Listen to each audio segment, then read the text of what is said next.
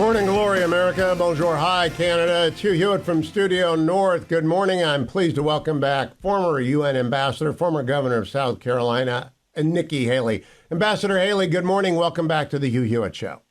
Good morning from Manchester, New Hampshire. Oh, you're not too far away. I'm up north. Quite a storm going on right now. Yes, Ambassador Haley, I want to begin. I've complimented the former Vice President Pence because he has a son and son-in-law on active duty. I've complimented Ron DeSantis. He's a veteran. You are a veteran military spouse. I believe your husband is deployed as we speak, correct? Yes, he is currently deployed. Okay, so is he an officer? Yes. Well, I just talked with Mike Gallagher about this. Senator Tuberville has a hold on more than 300 general officers, colonels who want to promote to general, captains who want to promote to admiral, and then everyone 1-star to 2-star on up. We don't have a commandant of the Marine Corps. We do not have a chief of staff of the Army for the first time in 200 years. More than 300 vacancies. It's a mess. And I know that the Pentagon has violated the Hyde Amendment, and I know you're pro-life. But would you call Senator Tuberville and ask him to stop screwing up the military? Because we're on the brink of a conflict with China, and we cannot have this. Well, look, this just goes to show how messed up our country is. I mean, you look at the fact that the Department of Defense shouldn't be doing this in the first place, but there's got to be other ways to go about doing this. In a time where our recruitment's 25% down and, 80% of those recruits typically come from military families, and military parents are telling their kids not to go into the military, it's because they don't feel like anybody's got the military's back.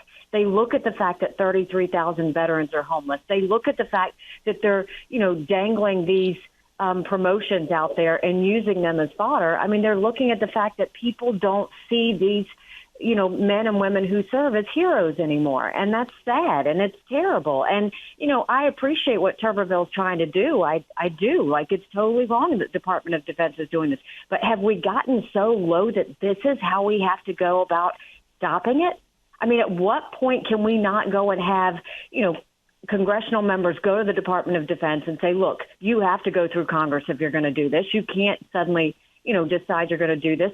Don't make us have to do this. I just think it shouldn't get to this point. And, for my husband who's serving overseas and for all those military men and women, the idea that this is what they're looking back and seeing, and this is what they are dealing with on top of the stresses of keeping themselves safe and being away from their families, it's wrong. Ambassador Haley, thank you for saying that. I talked to an officer last week who told me not about himself, but about a friend who is facing a 1-year deployment in tough circumstances. I don't know if he's going to Djibouti. I don't know where they're going. There are some tough places to serve a year. And it's not Navy because usually they do 6-month and 9-month deployments, but a year in a tough place, but they can't start. So the family's in limbo. You've been there, right? You know what that month is before deployment. Now that month is 6 months. Now it's a year, and they're just in limbo. It's horrible. It's incredibly stressful for the family, but it's incredibly stressful for the service member because their life is on hold. And it's enough to try and get ready for something like that. But, for any military family, they can agree with me that once they have the assignment that they have to go, they just want to go and get it over with. They just want to go ahead and get it done. And, it goes to the heart of we don't treat our military men and women, servicemen and women well. We don't treat our veterans well. And, my parents always taught us you take care of those who take care of you. And I think it's shameful from the way that, we're making veterans have to wait 29 days to get a doctor's appointment, to the idea that, you're dealing with a Department of Defense that's not focused on making sure that our military has the equipment, ammunition up to date that they need. Instead, they want them taking gender pronoun classes. We've got a serious problem when you've got China threatening us, Russia threatening us, Iran threatening us, and we're going to sit there and play games like this. It's just wrong. On a political level, I also think it's completely disastrous for anyone on the Republican side, the party of defense, to have a Republican senator doing this. But I'll come back to that. China ran 11 ships in concert with Russia down past the Aleutians last week. I said last night on Brett Baer's show, I want us to send 11 ships through the Taiwan Strait in response. I don't want to, they didn't come into our waters, but I think we're on the brink of a conflict with China, Ambassador Haley. What do you think? I think that we should make sure we're not in a conflict with China, and I think that President Biden's doing everything he can to make sure that we walk into it. You don't run scared from China. You have to be strong. You have to make sure they know, what we're focused on. We know this all started with Afghanistan, but it didn't end with Afghanistan. We've continued to see Biden go and send Blinken over there and try and make nice. Send Yellen over there, try and make nice. Send John Kerry over there and try and make nice.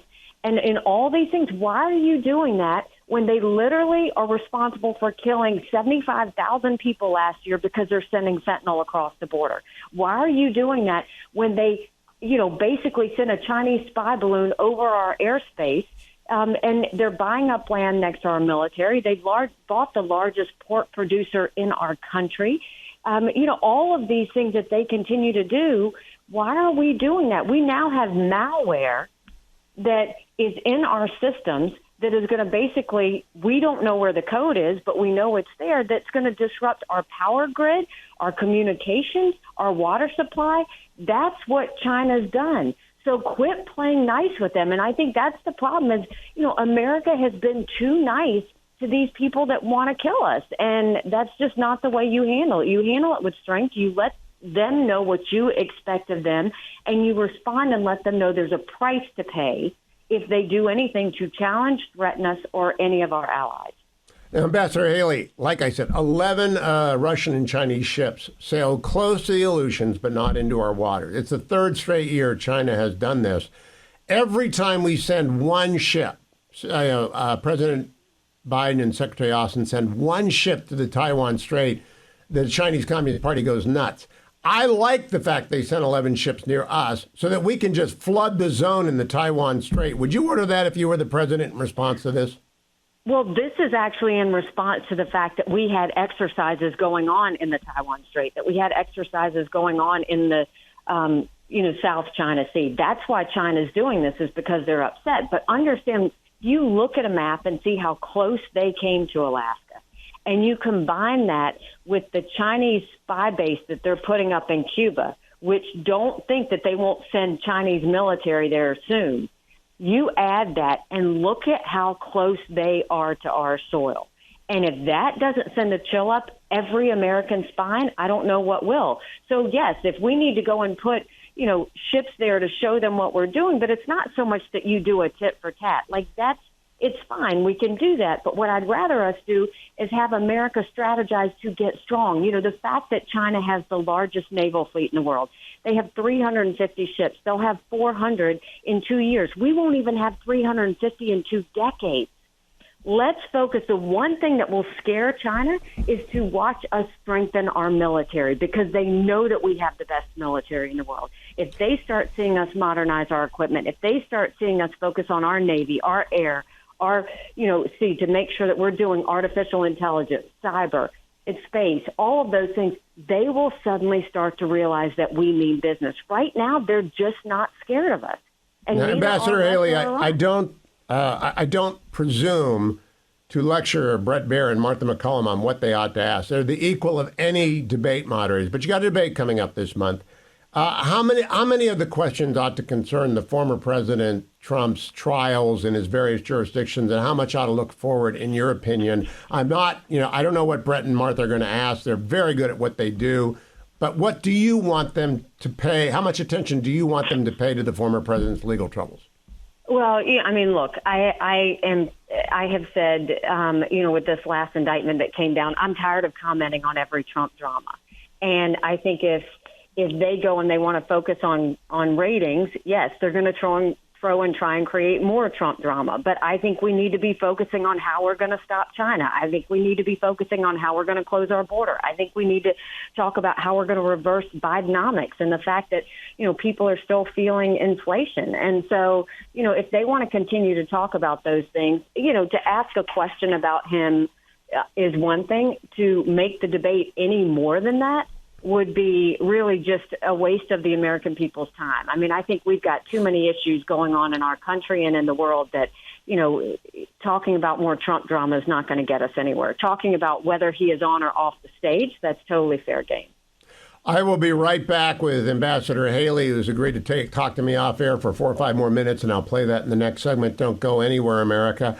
I'm Hugh Hewitt, broadcasting from Studio North. Ambassador Haley is in Manchester today. If you go to NikkiHaley.com, you'll find out what time her event is. And, Madam Ambassador, what time is your event today?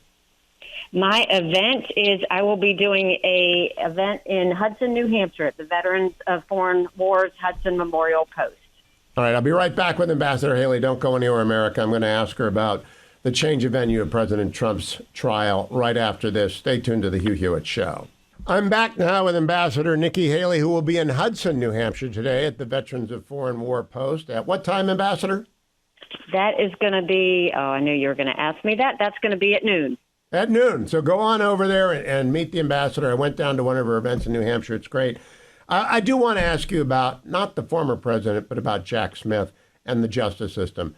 I think it's ridiculous to try the former president on anything, much less these absurd charges in the District of Columbia. And I have a Washington Post column coming out about them.